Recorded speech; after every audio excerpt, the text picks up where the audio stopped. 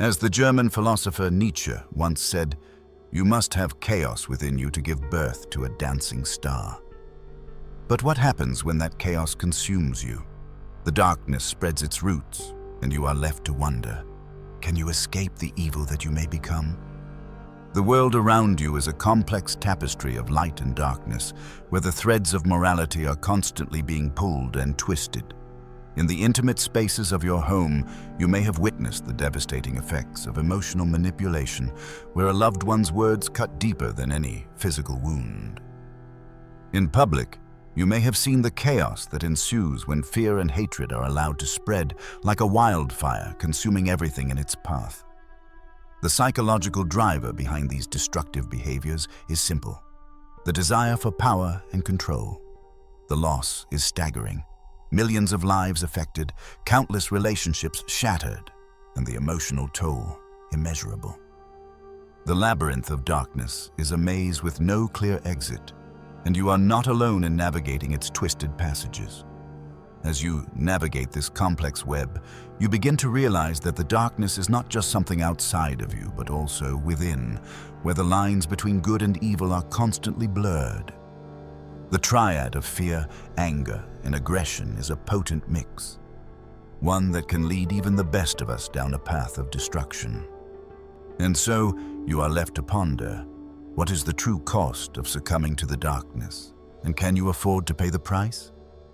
Remember when you were a child and you first learned that the world was not always a safe place? You may have been taught to be cautious, to trust no one, and to always be on guard. The world is a jungle, and only the strongest survive, your parents or caregivers may have warned. You internalize this rule, telling yourself, I must be strong, I must be fierce, I must be ruthless to make it in this world. So you now find yourself walking through life with a sense of hypervigilance, always on the lookout for potential threats, always ready to strike. But as you navigate the labyrinth of human nature, you begin to realize that this reflex to respond with aggression is not just a necessary evil, but a choice to succumb to the darkness or to rise above it. As the Italian philosopher Machiavelli once said, "It is better to be feared than loved, if one cannot be both." But what happens when you realize that you have the power to choose which path to take, and that the true evil lies not in the darkness, but in the refusal to acknowledge the light within? The core thesis of understanding the psychology of evil is that it is not a fixed trait, but rather a dynamic and complex interplay of psychological, social, and environmental factors that can lead individuals to engage in destructive and harmful behavior. At its core, the psychology of evil is rooted in three key principles. First, the fundamental attribution error, which leads us to overestimate the role of character and underestimate the impact of situation. Second, the just world hypothesis, which causes us to believe that the world is a just and fair place and that people get what they deserve. And third, the concept of moral disengagement, which allows us to rationalize and justify our own harmful behavior. For example, I'm not a bad person. I'm just doing what needs to be done. This kind of thinking is a hallmark of moral disengagement. The fundamental attribution error can be seen in statements like, "He's a bad person, that's why he did that," ignoring the situational factors that may have contributed to the behavior. The just world hypothesis is evident in phrases like, "She deserved what happened to her," implying that the victim was somehow responsible for their own fate. When someone commits a terrible act, those three forces peel back the veil and expose the chilling mechanics that allowed an ordinary person to become a threat. First, the fundamental attribution error tempts us to label them as simply bad and stop asking why.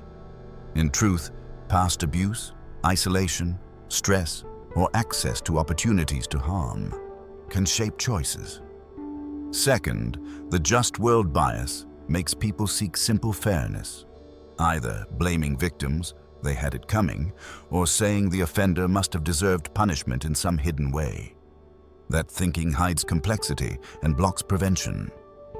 Third, Moral disengagement shows how offenders silence their conscience.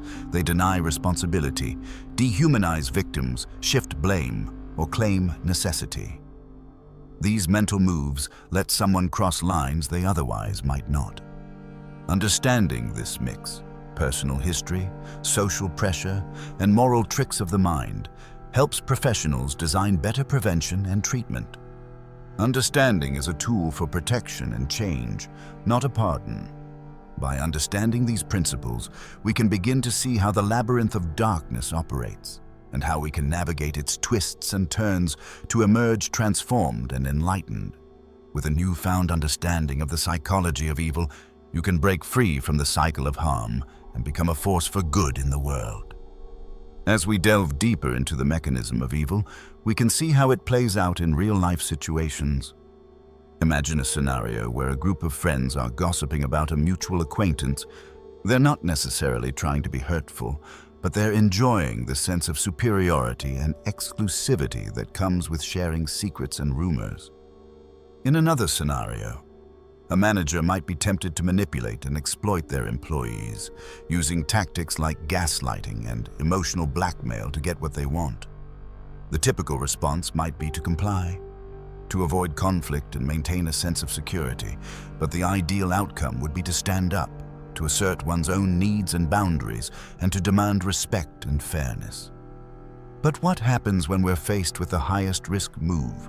To confront the evil within ourselves and to take responsibility for our own harmful behavior. This is the ultimate paradox, the crux of the labyrinth. It requires us to confront our own shadow, to acknowledge our own capacity for evil, and to take steps to transform and redeem ourselves. For example, imagine a scenario where someone accuses us of wrongdoing and we respond with defensiveness and anger. "You're just trying to attack me. You're just trying to make me look bad." But as the conversation escalates, we begin to realize that the accusation may be true and that we do bear some responsibility for the harm that's been done.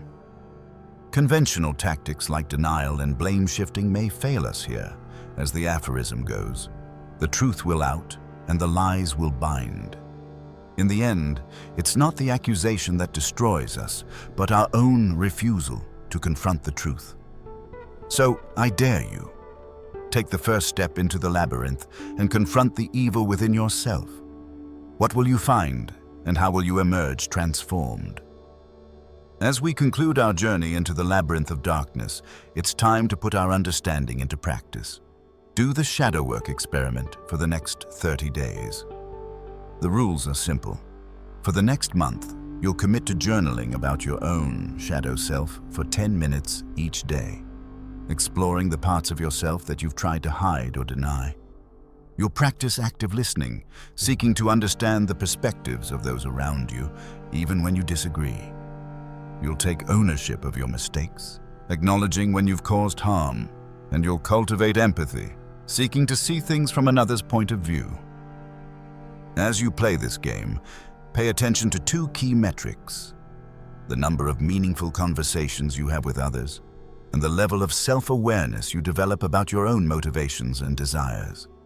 The payoff is profound. By confronting and integrating your shadow self, you'll develop a deeper sense of authenticity, and you'll be better equipped to navigate the complexities of human relationships. As you emerge from the labyrinth, you'll find that your identity has shifted. You're no longer the same person who entered the darkness. You'll be more confident and more aware of your own strengths and weaknesses. The core benefit of this journey is that you'll have developed a greater sense of self-awareness, and you'll be better equipped to make choices that align with your values and goals. To integrate this new awareness into your daily life, commit to a simple habit. Take 5 minutes each day to reflect on your actions and intentions and ask yourself if you're living in alignment with your values.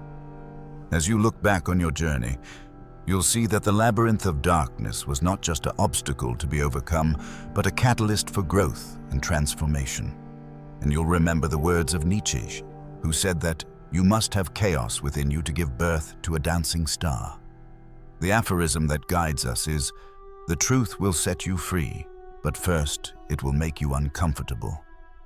Now, It's time to take action. I invite you to subscribe to our channel and to join our community of individuals who are committed to exploring the depths of human nature. Action matters now, because the longer you wait to confront your shadow self, the more it will continue to sabotage your relationships and your goals. The truth will set you free, but first, it will make you uncomfortable.